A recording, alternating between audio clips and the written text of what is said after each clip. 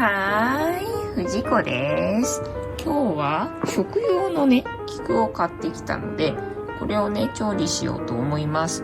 これ売ってたところでね、酢の物が最高って書いてあったから、酢の物にしてみようと思いますよ。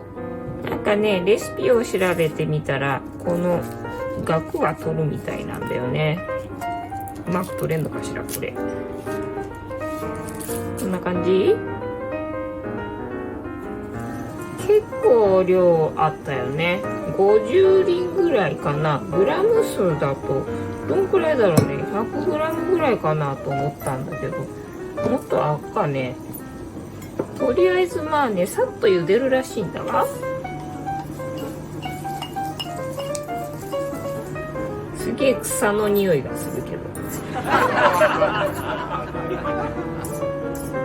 こんだけ大量だとさ、菊っていうより草。と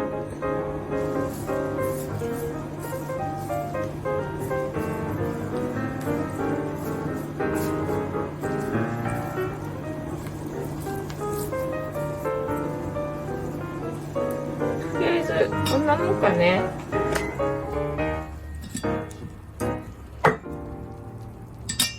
では水気を切っていきたいと思います。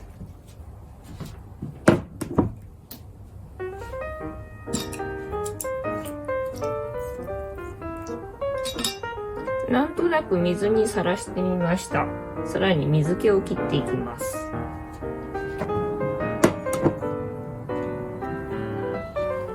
砂糖大さじ1、塩小さじ1/2、お酢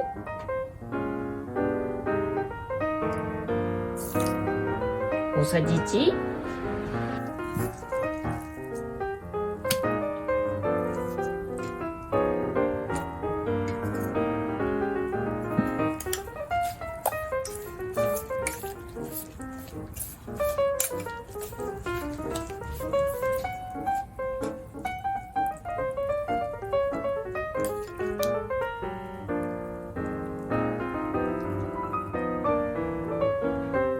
こんな感じかね。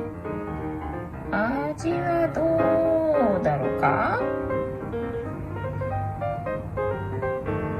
ではちょっと味見してみます。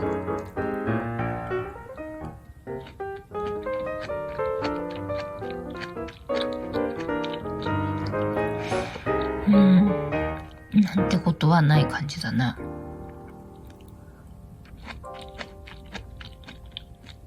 歯ごたえっていうのかな。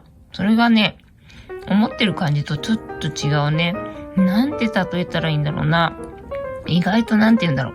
食べ応えがある感じだね。なんかこの量だと、やっぱり他の食材と合わせるといいかも。なんか里芋とかと一緒に食べたい感じだな。なんか次は里芋でこれ、なんかあんかけとか作ってみたい感じだな。その時は酢の物ではなくなると思うからね。ちょっと違う味わいにはなると思うけど。なんてことのない味わいだから、酢の物じゃなくても美味しくは食べれると思いますね。なんだかんだ言いながら随分食べたの。こんなわけで、美味しくできました。試してみてね。ではでは、バイナラー。